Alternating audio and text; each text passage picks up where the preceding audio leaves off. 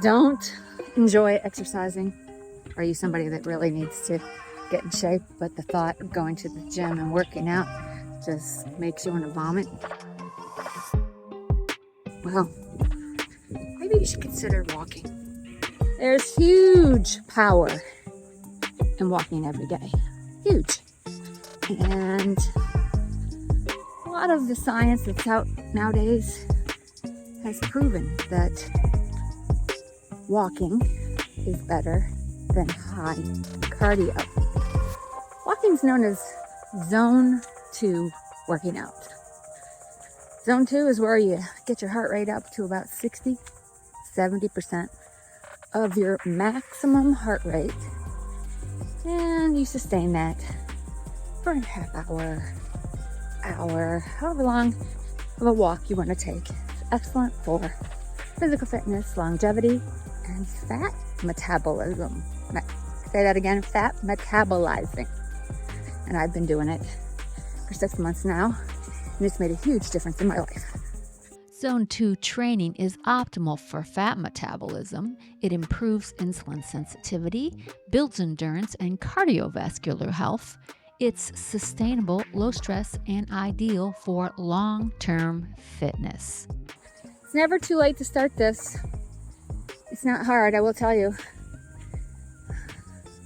I was looking pretty bad about a year ago. I'm feeling pretty bad.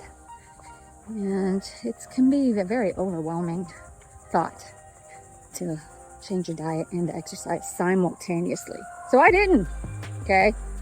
I'll give you some tips. Maybe I'll write a handbook, thinking about it, on an effective way to get in shape and lose weight without killing yourself. And that's kind of how I did it. I focused on my diet first because, you bite off too much. You try to do too much all at once. And you give up, especially if you don't see results immediately. And especially if you feel like you've been hit by a freaking bus. I mean, shoot. You ever go like, I've done this. Beginning of the year, do that New Year's resolution. Balls to the wall at the gym. I can barely get out of bed. My legs are like jello. And then I just mentally can't do it again. So I said, not this time. What's the definition of insanity? Doing the same thing over and over again and expecting a different result. Well, that's where I was in life. And you should think about that. If you do the same thing every day, nothing in your life is going to change. Nothing. And no one's coming to save you. You have to do this on your own. And you can. You absolutely can. Don't anybody ever tell you that you can't. And if they do, prove them wrong. Sorry if this video is shaking. I'm walking, and I walk on uneven surfaces.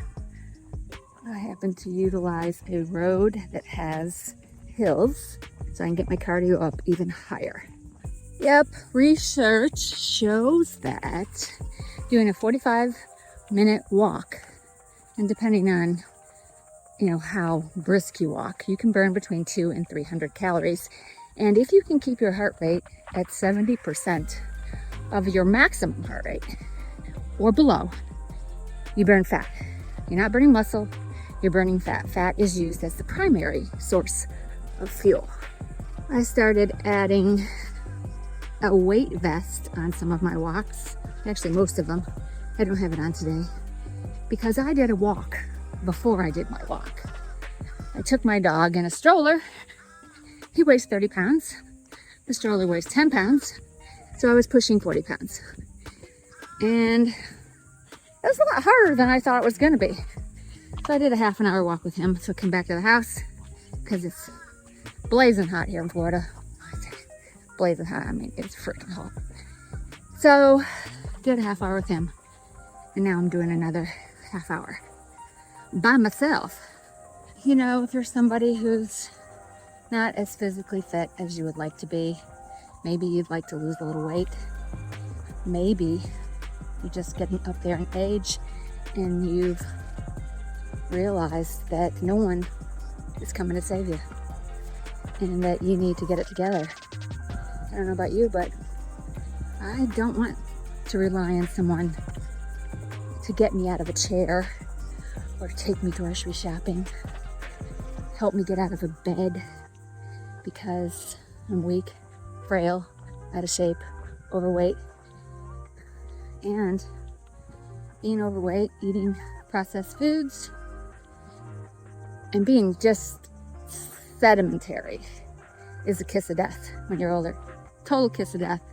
You'll also find you'll end up getting cognitive decline. You could get Parkinson's, dementia. You know, raising your cardio is one of the primary things you can do to reduce your risk of getting cognitive decline as an older person. Runs in my family. My great grandmother had Alzheimer's. My grandmother had Alzheimer's, and my mother has it, and I don't want it. So try not to focus on it, because I do believe that you give a certain energy out into the universe. So I'm trying to keep a positive attitude and really take care of myself. I've taken off 35 pounds. I'm stronger than I used to be. I do some strength training. I only do it once a week right now. I really need to do it twice a week. But I walk almost every day, and I walk for at least an hour. And I wear a weight vest. I'm hitting it hard, and it has made a difference. I got stuck on the weight loss thing, and just by adding in the walking, I was able to drop another 5 pounds. So my goal is to get some more muscle so I can eat more, because I don't know about you, but I like eating. And you gotta have that muscle on you to burn those calories. But you want that muscle on you so that you feel confident and strong and self-reliant. Here's a fun fact for you. In 2022, they did a study, and I can't remember who did it, but they did it.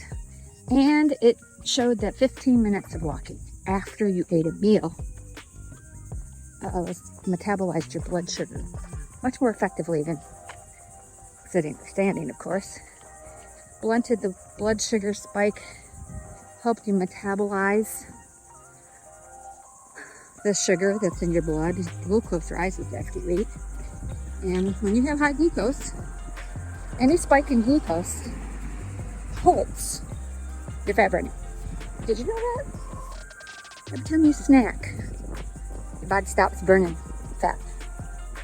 Every time you eat a meal, your body stops burning fat. You know, every time that you eat, you increase your glucose in your blood. And your body starts using that. Which means it's not using the fat on your abdomen, your thighs. So every time you snack, you stop burning fat. So that old theory that you should eat 6 small meals a day, that was really bad science. Matter of fact, there's no science behind that. If you don't want to lose weight, snack 6 times a day. Maybe you're underweight, snack 6 times a day. But if your goal is to burn some body fat, especially some visceral fat around your liver or your heart so you can live longer, you're better off eating 1 or 2 meals a day. Speaking of longevity, do you know that walking consistently, I think it was 30 minutes a day, improves your risk of, or just as it decreases your risk of dying early by up to 30%. So if you want to live longer, get your booty out of the house. Start walking. And let's not forget about the vitamin D. It makes you feel better. It makes your bones stronger. Gotta have calcium. Keep you from getting osteoporosis. Walking will be instrumental in that as well.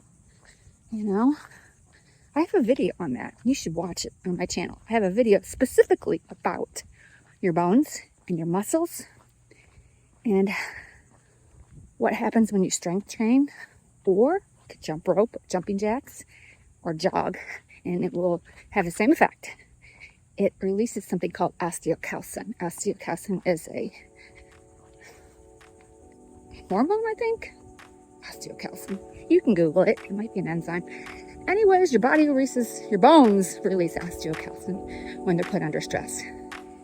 Has an anti-inflammatory effect on your brain. So being a strong individual will also help you have a strong mind. Hey, do you need more evidence? Walking reduces heart disease, stroke, reduces your risk of stroke, reduces your risk of getting type 2 diabetes, and it reduces the risk of getting some cancers. Okay, tell me again why you can't go for a walk? Okay, I've got another fact for you. Am I getting annoying by now? This was done by the American Society of Psychiatrics. 30-minute walk a day reduces your risk of depression. Maybe someone that's feeling kind of blue? Want to help fix that? Take a walk every day, 30 minutes. And, quite frankly, thank the Lord, thank the universe, thank whoever that you're able to walk. You have 2 legs. And you've made a positive step forward the minute you do it. And last but not least, and the most important one to me, that zone 2 walking. Again, zone 2 walking is getting your heart rate between 60 and 70% of your maximum heart rate. So if your maximum heart rate, let's say it was 200, you can just do the math.